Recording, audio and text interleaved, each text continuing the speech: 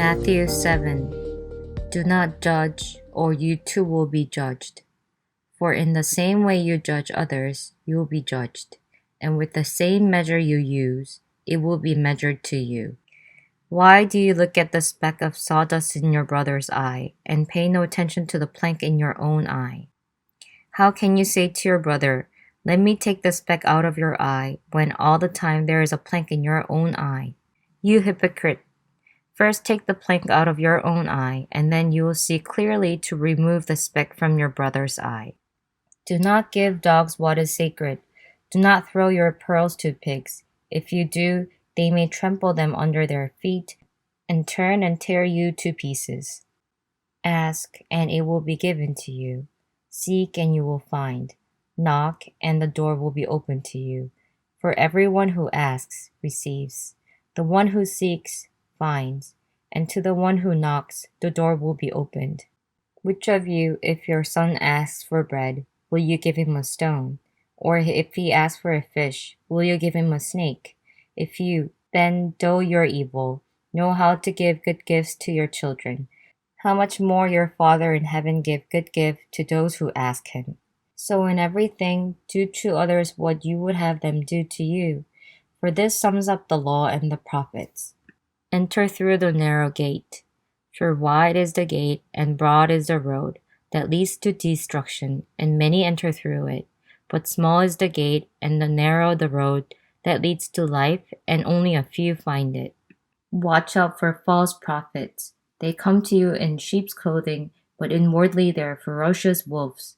By their fruit you will recognize them.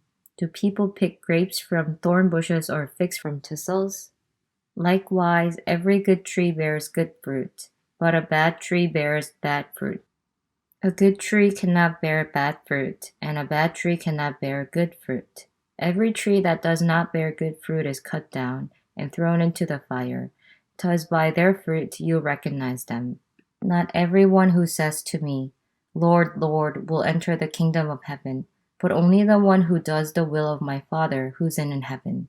Many will say to me on that day, "Lord, Lord, did we not prophesy in your name, and in your name drive out demons, and in your name perform many miracles?" Then I tell them plainly, "I never knew you. Away from me, you evildoers." Therefore, everyone who hears these words of mine and put them into practice is like a wise man who built his house on the rock. The rain came down, the stream rose, and the winds blew and beat against that house. Yet it did not fall, because it had its foundation on the rock. But everyone who hears these words of mine and does not put them into practice is like a foolish man who built his house on sand. The rain came down, the streams rose, and the winds blew and beat against that house, and it fell with a great crash. When Jesus had finished saying these things, the crowds were amazed at his teaching, because he taught as one who had authority, and not as their teachers of the law. Matthew 8. When Jesus came down from the mountainside, large crowds followed him. A man with leprosy came and kneeled before him and said, "Lord, if you're willing, you can make me clean." Jesus reached out his hand and touched the man. "I'm willing," he said. "Be clean." Immediately he was cleansed of his leprosy. Then Jesus said to him, "See that you don't tell anyone, but go. Show yourself to the priest and offer the gift Moses commanded, as a testimony to them." When Jesus had entered Capernaum, a centurion came to him, asking for help. "Lord," he said, "my servant lies at home, paralyzed, suffering terribly." Jesus said to him, "Shall I come and heal him?" The centurion replied, "Lord, I do not deserve to have you come under my roof, but just say the word and my servant will be healed. For I myself am a man under authority, with soldiers under me. I tell this one go, and he goes, and that one come, and he comes. I say to my servant, do this, and he does it."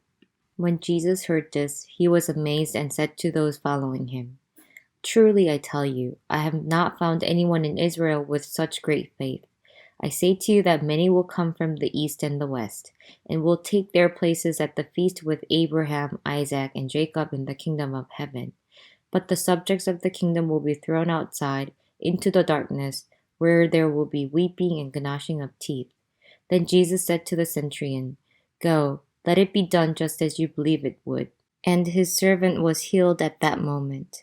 When Jesus came into Peter's house, he saw Peter's mother-in-law lying in the bed with a fever.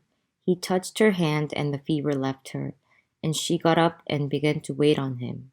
When evening came, many who were demon-possessed were brought to him, and he drove out the spirits with a word and healed all the sick. This was to fulfill what was spoken through the prophet Isaiah. He took up our infirmities and bore our diseases. When Jesus saw the crowd around him, he gave orders to cross to the other side of the lake. Then a teacher of the law came to him and said, "Teacher, I'll follow you wherever you go." Jesus replied, "Foxes have dens and birds have nests, but the Son of Man has no place to lay his head." Another disciple said to him, "Lord, first let me go and bury my father."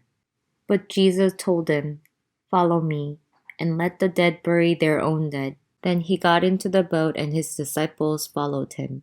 Suddenly a furious storm came up on the lake, so that the waves swept over the boat. But Jesus was sleeping. The disciples went and woke him, saying, "Lord, save us, we are going to drown." He replied, "You of little faith, why are you so afraid?" Then he got up and rebuked the winds and the waves, and it was completely calm. The men were amazed and asked, "What kind of man is this? Even the wind and the wave obey him." When he arrived at the other side in the region of Gadarenes, 2 demon-possessed men coming from the tombs met him. They were so violent that no one could pass that way. "What do you want with us, Son of God?" they shouted. "Have you come here to torture us before the appointed time?" Some distance from them, a large herd of pigs were feeding. The demons begged Jesus, "If you drive us out, send us into the herd of pigs." He said to them, "Go." So they came out and went into the pigs, and the whole herd rushed down the steep bank into the lake and died in the water. Those tending the pig ran off, went into the town and reported all this, including what had happened to the demon-possessed men. Then the whole town went out to meet Jesus, and when they saw him, they pleaded with him to leave their region. Amen.